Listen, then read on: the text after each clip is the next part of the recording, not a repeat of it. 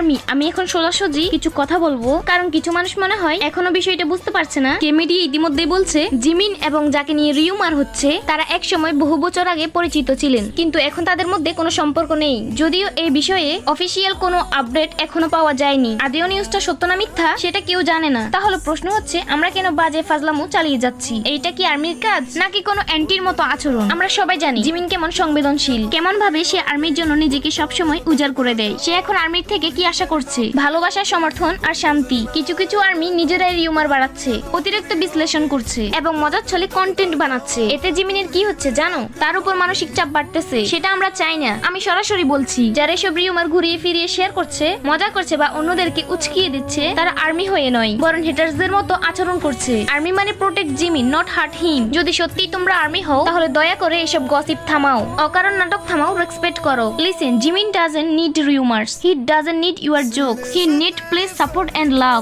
Army, we are his help, please let's prove that again. বোর হাই Jimin always. I think সবাই আমার কথাটা বুঝতে পারছো।